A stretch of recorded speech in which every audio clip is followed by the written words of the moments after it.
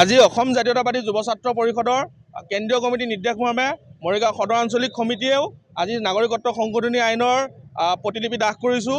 আমি ইয়াৰ জৰিয়তে আমি কেন্দ্ৰীয় চৰকাৰ ৰাজ্য চৰকাৰক বুজাই দিব বিচাৰিছোঁ যে অসম জাতীয়তাবাদী যুৱ ছাত্ৰ পৰিষদে কোনো পধ্যে কাখন আমি মানি নলওঁ, যিহেতু এখন জাতিধ্বংসী আইন।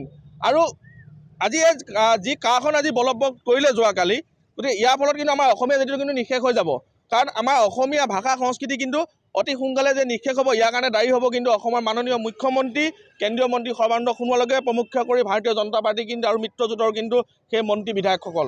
তাত তেওঁলোকে যি আজি নাগৰিকত্ব সংশোধনী আইনখন বাতিলৰ কাৰণে দিল্লীৰ ওচৰত তেওঁলোকে আজি আঁঠু ল'লে। তেওঁলোকে কিন্তু শিকা উচিত আছিল যে আমাৰ চুবুৰীয়া ৰাজ্য মেঘালয়, মণিপুৰৰ যি মুখ্যমন্ত্ৰীয়ে যি হুংকাৰ দিছিল আমাক কাৰ নালাগে বুলি, কিন্তু সেই বস্তুটো কিন্তু আমাৰ মুখ্যমন্ত্ৰীয়ে কৰিব নোৱাৰিলে। আমাক অসম জাতীয়তাবাদী যুৱ ছাত্ৰ পৰিষদৰ দীৰ্ঘদিনীয়া দাবী আছিল অসমত আন্তঃৰাজ্যিক পাৰপত্ৰ ব্যৱস্থা প্ৰৱৰ্তন কৰা। সেই ব্যৱস্থাটো কিন্তু আজিৰ তাৰিখত কিন্তু অসম চৰকাৰে হওক, কেন্দ্ৰীয় চৰকাৰে কিন্তু সদিচ্ছা নেদেখুৱালে। আৰু অনতি পলমে অসমত আন্তঃৰাজ্যিক পাৰপত্ৰ ব্যৱস্থা প্ৰৱৰ্তন কৰিব লাগে। অসমৰ মানুহে কোনো কাৰণতে জাতিধ্বংসী নাগৰিকত্ব সংশোধনী আইনখন মানি নলয়।